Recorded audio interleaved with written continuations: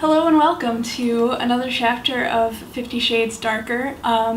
We're gonna get to the critiquing very soon, but I do have a couple of announcements first. First of all, I'm going to try to make these videos monthly from now on. I don't know how well that's gonna work. I guess it just depends on how busy I get. But yeah, I'm gonna try and not let a year pass between videos anymore. Second of all, my good friend Lane and I, you may know her as my ex-fiance who has made cameos in a few of these videos, we are going to be starting a video podcast very soon.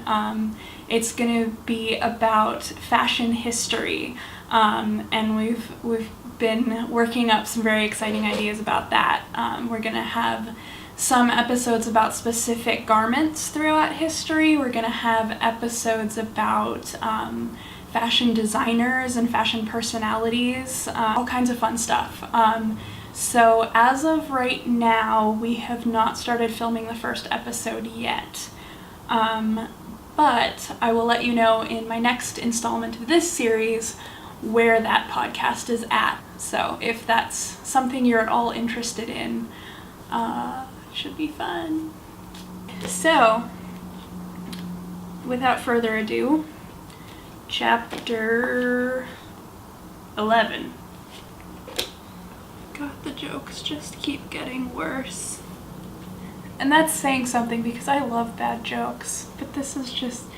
You're not gonna be a sore loser, are you? He murmurs, barely containing his grin. Depends how hard you spank me. Delectable derriere.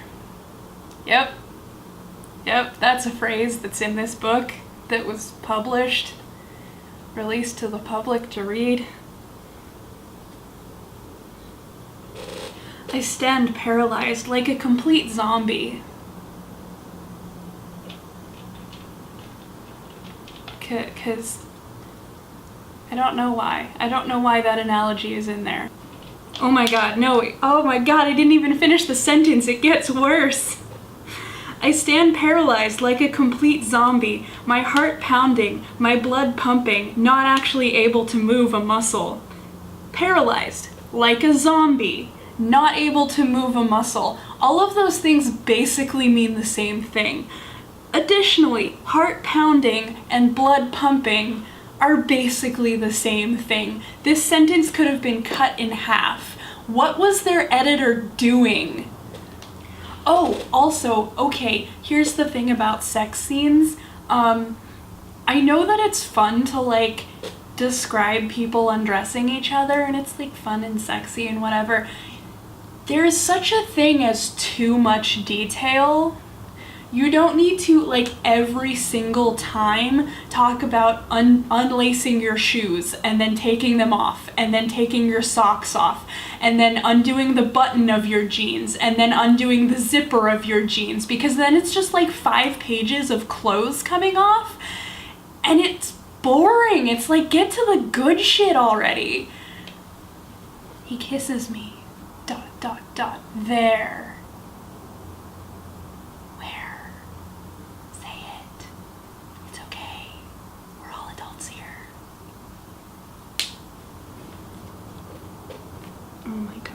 Oh my god. Oh my god. No, don't say that. So, Christian's like about to spank Anna with a ruler, and he's like, okay, so first of all, I'm really glad that they are even bringing up a safe word in the context of play right now, because as far as I can remember, that hasn't happened that often in this series. But Christian's like, no safe word right now, just tell me to stop and I'll stop, which is fine, like, that's one way to do it. But then he's like, we're lovers, Anastasia, lovers don't need safe words. Which is really problematic, because here's the thing, that draws a very clear line between, like, sex between lovers and kinky sex. And as I hope you have gathered from watching all my previous videos, there's not that line. There's a lot of if you'll pardon the expression, gray area. Like, whatever kind of relationship you're in, even if you consider yourself to be in a primarily vanilla relationship, you're not just going to be having plain boring vanilla, I shouldn't say boring because vanilla sex is fun too, but you're not going to be necessarily having strictly vanilla sex all the time your entire life.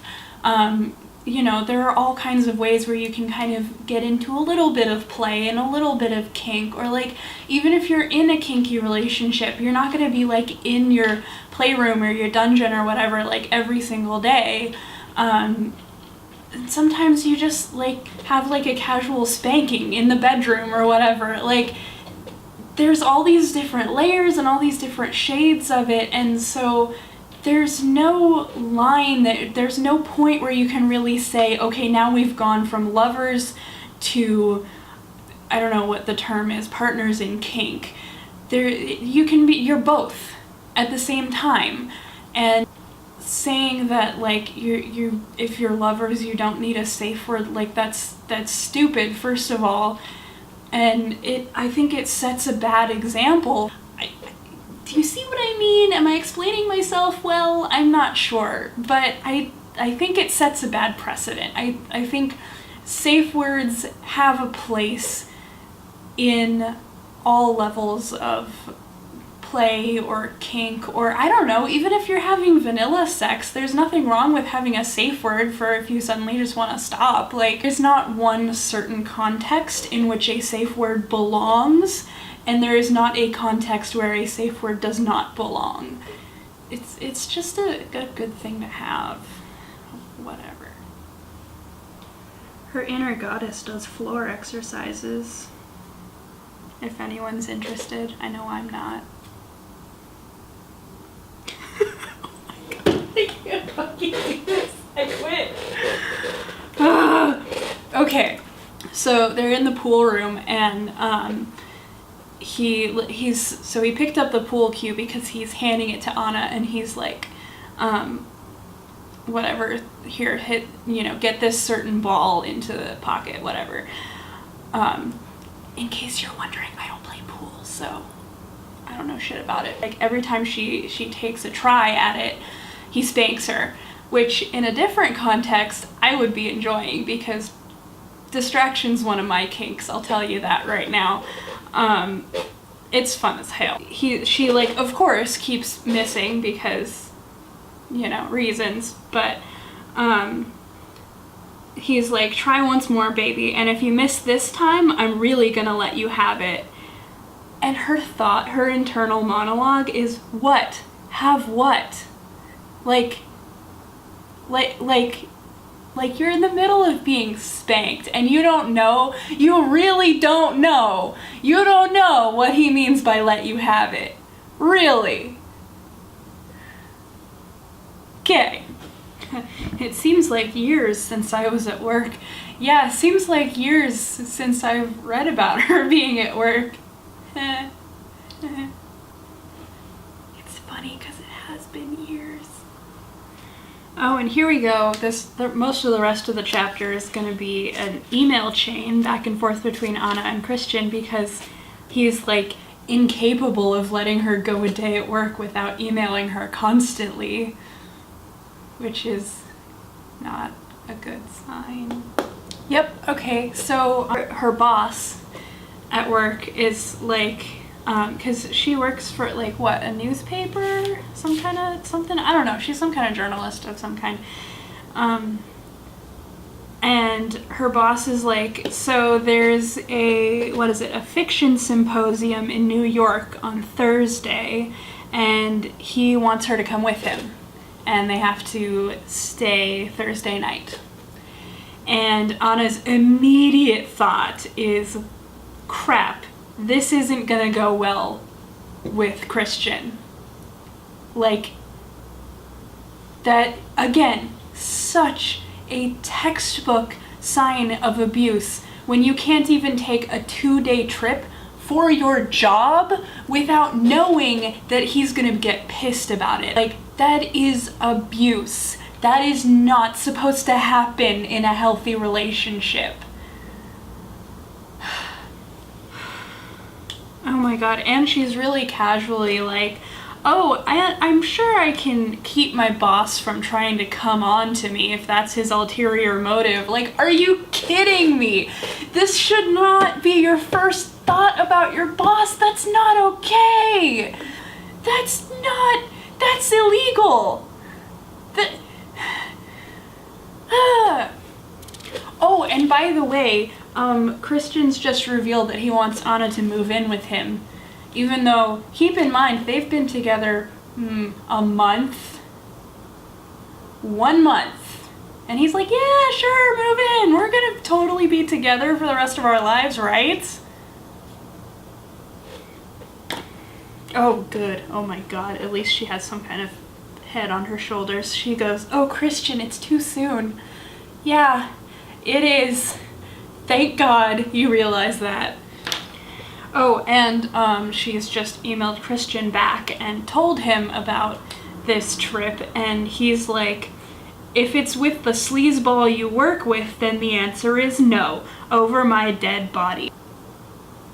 Yeah, because he's trying to prevent her from going on this trip for her job, not his job. Oh wait, except she technically works for him because the first thing he did when she got this job was buy the fucking company so he could keep an eye on his brand new girlfriend. Because that's not creepy or inappropriate at all. Don't get your knickers in a twist. I do apologize. I'll try to keep the really bad British accents to a minimum, but sometimes I just can't help it.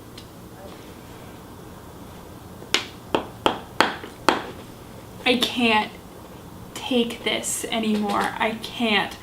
Anna's boss, his name is Jack, by the way. Let's just get that out of the way so I don't have to keep calling him Anna's boss. So Jack comes in and he's like, don't book that flight. For some reason, suddenly all travel and hotel expenses for staff have to be approved by senior management. Guess who put that in place? And guess why? Because he's an abusive douchebag. Like, are you kidding me? He is literally changing the rules of this fucking company to prevent his girlfriend from going on a 2-day trip. Can you get any worse? I am just out of words. He's just bad. I can't even do this anymore. God. Oh my god, and she emails him about it, and he's like, I'm just protecting what is mine.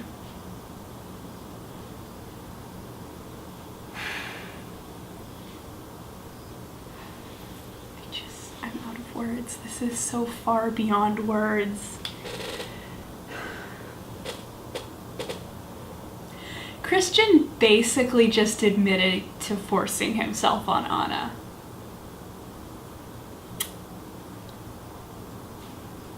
Like, okay, her email says, if my boss makes a pass at me, I will say no. Christian's response is, I have seen how effective you are at fighting off unwanted attention. Oh, and yes, he did use quotes around effective. I remember that's how I had the pleasure of spending my first night with you. That's basically an admission of rape that just happened in front of my eyes in this book. What the fuck? What the fuck is going on? This isn't gonna end well. I don't think I mentioned this, but Christian only allowed Anna to go to work because she promised she wouldn't leave her office building the whole day. But her boss just asked her to go get him lunch, and she's like, oh crap, I promised Christian I wouldn't go out. Oh well, he'll never know, and I'll be quick, and I can just sense that something's gonna go down. I know the way that these stories work. Shit's gonna happen. Well, okay, so she got lunch and nothing happened, but now she's supposed to work late, and she's like, well, Christian's gonna freak out, and I'm like, well, he's an abusive douchebag. And now, oh my god, this is so bad. She's learning to get manipulative. Like, this is terrible. She's like, I'm just not gonna tell him immediately that I have to work late, otherwise he might have time to interfere in some way. This is so bad. She's like already learning how to like work around his abuse. This is terrifying. What the fuck? Oh, yep, okay. Christian's watching her. He just called her and is like, you told me you wouldn't go out. Like, literally, he's having someone watch her. He's got her under surveillance. Let that sink in. This is horrifying. Oh, great. Yeah, okay, just when I thought this chapter couldn't get any worse. Now Anna's boss is out here like, oh, I sent you a document that you need to tweak for me, and he's like leaning over her desk and getting all up in her business, and he's gonna like try and do something creepy to her, and why do I have to read about this? Oh my god, I don't want to do this. Oh my god, this is horrifying. He's like touching her hair, and he's like, you should come get a drink with me, and oh my god, it just can't. This is actually too real, because like I know this shit happens all the time, and you're kind of just expected to put up with it because patriarchy. This chapter is legitimately freaking me out, like more than I think any other chapter in this series has before, which is saying something. God, so she like mentions that her boyfriend is Christian Grey, and her boss like backs off immediately. He's like, oh, that Christian Grey? Okay, I guess I better get back to work now. And Anna's like, Christian works his magic again, just his name is my talisman. And like, honestly, I'm really glad this didn't turn into like a legit assault scene, but on the other hand, I would really like to have seen Anna actually take care of that herself, because this is just more of like, oh, she's a defenseless woman and she needs this big powerful boyfriend to protect her even when he's not around. And oh yeah, by the way, I don't know if I've mentioned this at all before, but pretty much every time they use a condom in this series, somebody opens it with their teeth, which you don't want to do because you can damage the condom. So yeah, just a quick FYI, don't do that. I know it's like hot or whatever, but there's other things you can do with your teeth. God, this whole relationship is just so manipulative. She's like, if you give me a little bit more freedom and like let me fight some of my own battles, I'll move in with you. Like, it just, everything has to be a bargain with them, which is, it's a shitty way to be in a relationship. It's just setting you up, like, if you're constantly setting your relationship up as a transaction, it's like one of you constantly owes the other, and there can never be fairness or equality. There can never be equal ground. It's just shitty, and it's unhealthy, and it's gonna destroy your relationship in the long run. Hi again. As you can probably tell, it's not the same day as what the rest of the video was, because when I went to edit the video, as it turns out, my camera hadn't recorded the last several minutes of it. Yay, technology. So I'm here with my cat to just let you know that that happened. I think I got through most of the chapter before it stopped recording. So I don't think there was anything else that I particularly wanted to give commentary on. So that's that. Chapter 11. Yay, we survived. But yeah, I didn't want to just like have the video cut off and not have an explanation for it. Closing announcements, like I said at the beginning, I will be having a video podcast with Lane about historical fashion in history, fashion of the past, and some of the present. So cool, look out for that. I will hopefully have more news about it soon. Thanks for watching. Yeah, okay.